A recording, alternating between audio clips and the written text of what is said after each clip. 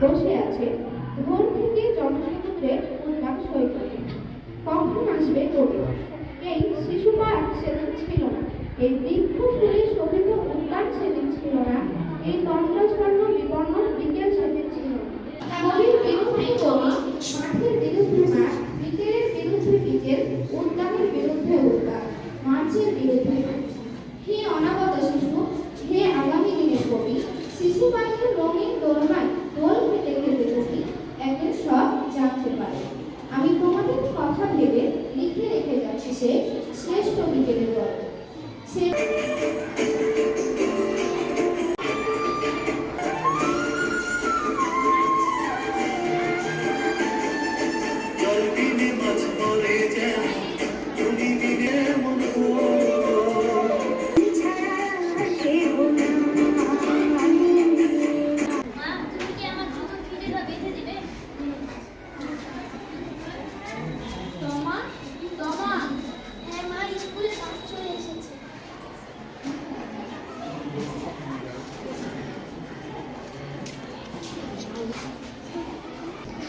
বাড়ির সকল কাজে ভাড়া করে।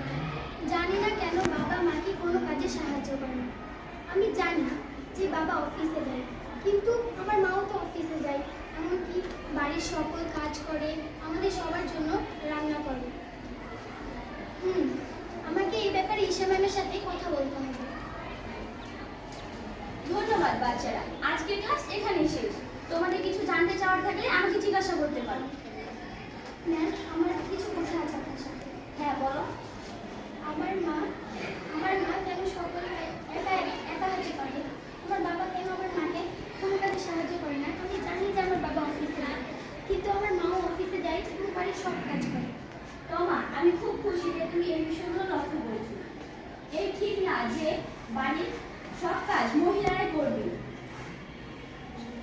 তাহলে ম্যাম, লিঙ্গ অস্তিত্ব বলতে আপনি কি বুঝেন? তোমা, শেষ বলতে বোঝায় জৈবিক পরিচয়, যা আমাদের দেহের অংশগুলির উপর ভিত্তি করে আমরা জন্মাই। অধীন সমাজে আমাদের লিঙ্গের জৈবিক লিঙ্গের বাড়ির সব কাজ মহিলারাই করবে।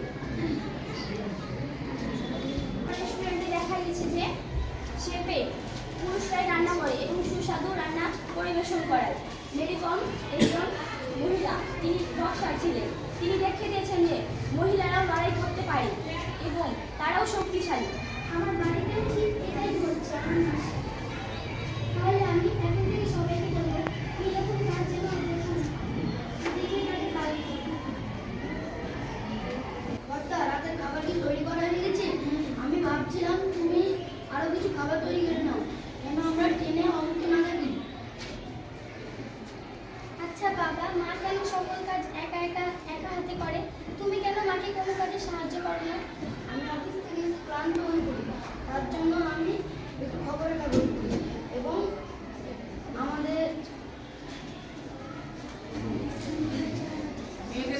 আমি বিশ্রাম নিতে চাই। তাহলে তো মারও ইচ্ছা হয় যে আমিও বিশ্রাম নিই। তাহলে তুমি মাকে এখন থেকে সব কাজে সাহায্য করবে? আমাদের সমাজে বলেছে মেয়েরাই সব কাজ করবে এবং বাড়ির সব কাজ মেয়েরাই করবে। এটা ভুল, এই সঠিক। এটা ভুল। আমাদের ম্যাম বলেছে কোনো লিঙ্গের উপর তার দায়িত্ব নির্ভর করে না। তোমার ম্যাম সঠিক কথা বলেছে। আমি আমার বন্ধু দিচ্ছি। আমি সিঙ্গার দিতে আর আমি তোমাদের ব্যাগ করতে সাহায্য করব। সমস্ত লিঙ্গের সাথে সমান আচরণ করা হয় না, এজন্যই লিঙ্গ সম্পর্কে জানা ও কথা বলা প্রয়োজন। আমি যেমন বাড়িতে আলোচনা করেছিলাম, এমন প্রত্যেকেরই পরিবারের সাথে সমঝোতা প্রয়োজন। অধিদপ্তরের বিডি ম্যাডাম সহ অন্যান্য যারা কর্মকর্তা কর্মচারীবৃন্দ আছেন, যারা সহযোগিতা করছেন আমাদের এই কচি কাঁচা বাচ্চাগুলোকে একটা সুন্দর ভবিষ্যতে দান করাতে, আমাদের এই সুন্দর বাংলাদেশ গড়ার জন্য, হ্যাঁ, তাদেরকে সৎভাবে যারা তৈরি করছে তাদের সকলকে ধন্যবাদ। এবং এই কার্যক্রমটা যেন ধারাবাহিকভাবে পরিচালিত হয় সেটা আমি আমাদের স্যারের কাছে আহ্বান জানাবো। স্যার যেন অবশ্যই এদিকে দৃষ্টি দেন, কারণ আমরা দেখেছি আমাদের স্যারকে আমরা বেশ কিছু দেখছি যে মানে তিনি যে মাঠ পর্যায়ে প্রত্যেকের মন জয় করেছেন, তিনি চমৎকারভাবে কাজগুলো এত সূক্ষ্মভাবে তিনি মানে প্রথম থেকে কাজগুলো এতই মানে সততার সাথে করতেন যে এখন দেখো আমরা দেখছি যে স্যারের কাছে মানে এত দায়িত্ব, মানে আমি বলে বোঝাতে পারবো না স্যারের কত দায়িত্ব। পৌরসভা থেকে শুরু করে তার নিজস্ব দপ্তর তো আছে, অনেক এক্সট্রা কাজ সাথে করতে হয় এবং স্যার সকাল থেকে রাত পর্যন্ত অবিরাম পরিশ্রম করেই যাচ্ছেন। তো স্যার আপনার কাছে আমাদের ছোট্ট নিবেদন যে আপনি আমাদের এই কার্যক্রমকে আরো সুন্দরভাবে করার জন্য আপনি এসেছেন স্যার, এবং এই কার্যক্রমকে আপনি আলোকিত করেছেন, এই বাচ্চাগুলো এগিয়ে যাবে। এবং আমাদের স্কুলে আপনি এসেছেন কামালউদ্দিন বালিকা উচ্চ বিদ্যালয়ের পক্ষ থেকে আপনাকে অনেক অনেক অভিনন্দন। আপনি এভাবেই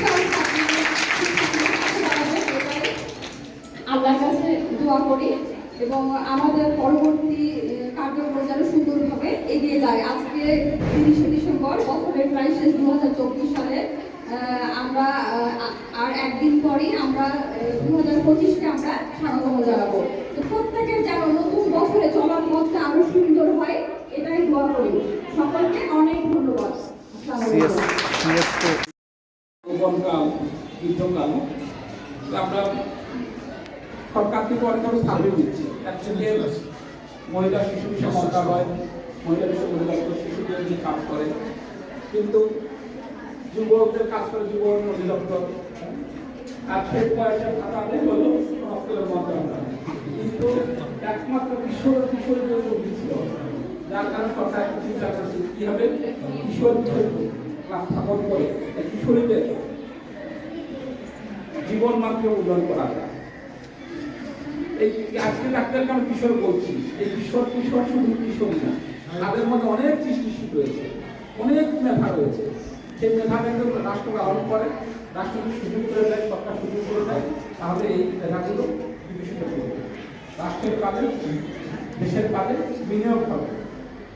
আমি মনে করি যে আজকে যে অসাধারণ দেখলাম যে একটা ছোট একটা নাটিকা উপস্থাপন হল লিঙ্গ সমতার বিষয়ে, ভালো লেগেছে যে আমার ছোট ছোট ছেলেমেয়েরা যারা অভিনয় বিষয়গুলো জানে না, তারা কোনোদিন যাত্রাও দেখেনি, ভালো মতো দেখেনি, কিন্তু নিজেকে ফুটিয়ে তোলা যায় লিঙ্গ সমতার মাধ্যমে সামাজিক যে অন্যায্যতা রয়েছে সেটাকে ফুটিয়ে তোলা, সেটাকে তুলেছে তারা। যেরকম অভিনয় কঠিন কাজ, কিন্তু অনেকেই ভালো গান গায় কিন্তু পায় না, অনেকে ভালো কথা বলতে পারে কিন্তু মাইক পায় না, অনেকেই ভালো ফুটবল খেলতে পারে কিন্তু জাতীয় ফুটবল খেলার তালিকায় নাম নেই, কোনো লাভ হবে না। আমার মনে হয় আমাদের প্রত্যেকটা জীবনকে যদি ভালো জায়গায় নাম লেখাই, ভালো কিছুর সাথে নাম লেখাই, এখানে জীবন সার্থক। জীবনটা হলে সৃষ্টি করতে একটা অপূর্ব দাম, কিন্তু বড় কি এই জীবনটাকে নষ্ট করে দেওয়া যাবে না। এই কিশোর সফল হয়েছে, বাচ্চা যারা আত্মীয় ছেলে নষ্ট হবে তা না। আমাদের বৈশ্বিক চাহিদা রয়েছে, চাহিদার সাথে নিজেকে খাপ খাওয়াইতে হবে, দেশের আত্মসামাজিক প্রেক্ষাপটের দিকে খাপ খাওয়াতে হবে।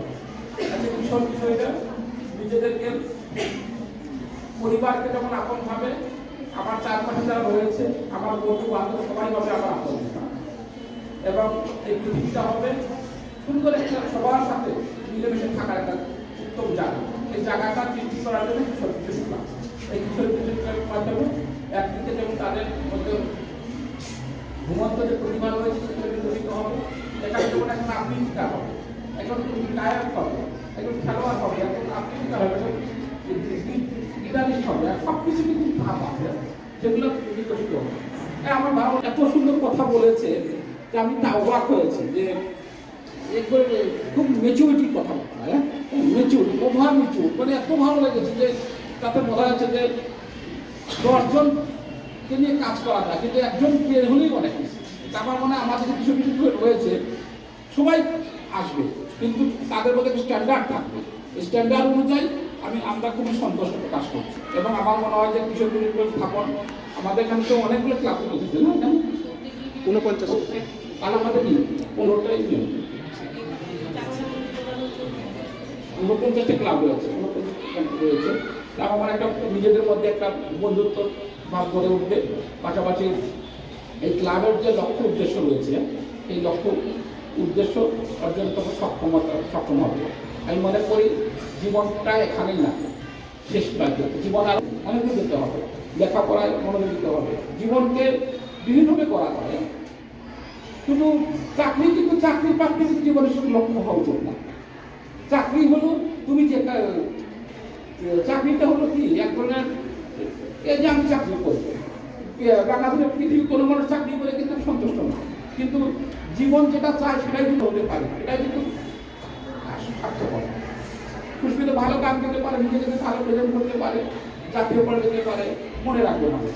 আপনি কি কাজ যেমন ইয়ে করবো, নাটক কথা বলবো, আমি মনে করি এখানে যে অনেক কিছু লুকিয়ে আছে দেখতে পাচ্ছি। দেয়াশলাইয়ের মতো না, বারুদ আছে সবার মধ্যে, কিন্তু দেয়াশলের কাঠিটা চালাইতে হবে। ম্যাচের কাঠির সাথে ঘষা দিলে জ্বলে উঠবে। আমার মনে হয় যে কিশোর ক্লাবের যারা কিশোর রয়েছে তারা একটা বারুদের মতো না, একটু কাজ দিলে সুযোগ দিলে তারা জ্বলে উঠবে। যেমন জ্বলে উঠেছে 2024 আমাদের নতুন বাংলাদেশ করার প্রাণী।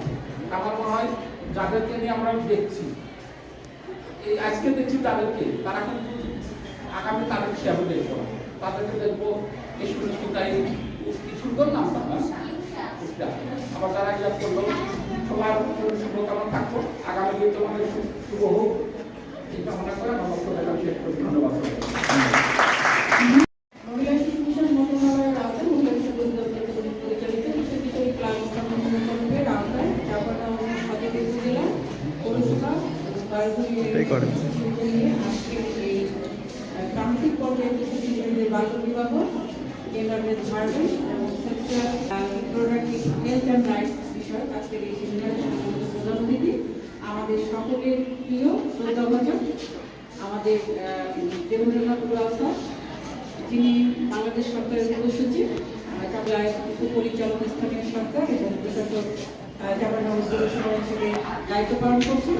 এখানে রয়েছেন স্কুলের প্রধান শিক্ষক এবং আমার জেন্ডার প্রমোটারগণ, আমার শিক্ষকবৃন্দ, আমার দপ্তরের সুপারভাইজারগণ এবং যাদের গ্রামের আয়োজন ক্লাবের কিছু সবাইকে সালাম, আসসালামু আলাইকুম।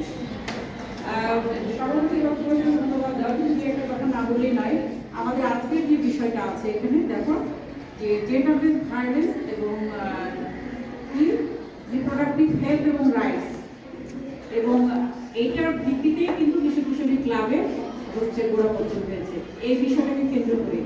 কারণ আমাদের পূর্ববর্তী বক্তব্য সূত্রে আমাদের প্রধানমন্ত্রী কিন্তু বললেন যে প্রত্যেকটা জীবনের প্রত্যেকটা স্টেজের জন্য সরকার পরিবার অনেক ধরনের কিন্তু ব্যবস্থা নিয়ে থাকে। শুধুমাত্র এরকম একটা পর্যায়ে যারা কিশোর এবং কিশোরী পর্যায়ে আছে তাদের জন্য কিন্তু চিন্তা ভাবনা সেরকম আমরা করি না, এবং কিশোর কিশোরীরা কিন্তু বুঝতে পারে না যে আসলে তারা শিশু নাকি বড় হয়ে গেছে। তারা এমন একটা হচ্ছে মানসিক অবস্থা এবং শারীরিক অবস্থার মধ্যে দিয়ে যায়। এই বিষয়টাকে মাথায় নিয়ে সরকার চিন্তা করেছে যে এরা যেহেতু আমাদের আগামী দিনের ভবিষ্যৎ, কারণ আজকের যে কিশোরী সে হচ্ছে আগামী মা, সেই কিশোরী যদি শারীরিক মানসিকভাবে যদি সুস্থ না থাকে তাহলে কিন্তু আমার আগামী যে ভবিষ্যৎ, অনাগত যে ভবিষ্যৎ, সে ভবিষ্যৎ কিন্তু সুন্দর এবং সুস্থ হবে না। সেই বিষয়টাকে কেন্দ্র করে এখানে একদিকে যেমন কিশোর কিশোরীদের মানসিক বিকাশ, তার হচ্ছে শারীরিক যেন সুন্দর বিকাশ হয়, সেজন্য তাকে যে রিপ্রোডাক্টিভ হেলথ সম্পর্কে জ্ঞান দেওয়া হচ্ছে, পাশাপাশি তার সুস্থতার জন্য তার পুষ্টি বিষয়ে চিন্তা করে থাকে প্রতি সপ্তাহে হচ্ছে পুষ্টিকর নাস্তা বিতরণ করা হচ্ছে তাদের জন্য। এই সব কিছুরই কিন্তু একটা উদ্দেশ্য আছে, শুধু প্রসারের উদ্দেশ্য যে আমার এই কিশোর এবং কিশোরীরা যদি তারা সামাজিকভাবে বিভিন্ন বিষয়ে সচেতন হতে পারে, তারা তাদের নিজেদের স্বাস্থ্য সম্পর্কে সচেতন হতে পারে, দায়িত্ব সম্পর্কে সচেতন হতে পারে, তাহলে কি হবে একটা আমরা সুস্থ জাত হবো। এবং এই পর্যায়ে ছেলেমেয়েদের একটা সমস্যা কি, আমাদের যে আগামী বর্তমান সমাজে চলছি এত বেশি হচ্ছে আমরা প্রযুক্তি নির্ভর হয়ে গেছি, এখানে ছেলেমেয়েদের কি বলবো খারাপ হয়ে যাওয়ার অনেক বেশি সুযোগ থাকে। সেই বিষয়টাকেও যদি আমরা হচ্ছে আমাদের এই রিপ্রোডাক্টিভ কাজে তাদের যে বিকাশ, মানসিক বিকাশ, শারীরিক বিকাশে যদি আমরা তাদেরকে হেল্প করতে পারি, তাহলে হয়তো তারা ওই সমস্ত জায়গা থেকে এই ভাব থাকবে। আমাদের মেয়েরা, বিশেষ করে আমাদের গ্রামের মেয়েরা অনেক সময় চলাফেরা করতে, আমাদের বাল্য বিয়ের একটা কারণ সব সময় যেমন তারা বলে থাকে নিরাপত্তার অভাব, মেয়ে নিরাপত্তার অভাবের কারণে আমরা হচ্ছে মেয়েদেরকে বিয়ে দিয়ে দিচ্ছি। এটা কিশোর কিশোরী ক্লাবের দুটো উদ্দেশ্য আছে। এই বান্ধবী বন্ধের ক্ষেত্রে, সেটা হচ্ছে কিশোর এবং কিশোরীকে হচ্ছে সচেতন করা সামাজিকভাবে যে বাল্য বিয়েটা আমাদের কি কি প্রভাব ফেলে, পাশাপাশি তার হচ্ছে শারীরিক এবং মানসিক কি খারাপ দিকগুলো আছে সেগুলো, এবং কিশোর এবং কিশোরীর মধ্যে একটা সৌহার্দ্যপূর্ণ সম্পর্ক তৈরি করা, যে না এরা আমার হচ্ছে সহপাঠী, এরা আমার হচ্ছে বোন, এরা আমার পার্শ্ববর্তী প্রতিবেশী, এদের সাথে এই ধরনের আচরণ করা যাবে না। এটা একটা দিক। আর একটা দিক হচ্ছে কিশোরীদেরকে তাদের আত্মরক্ষামূলক কিছু কৌশল শেখানো।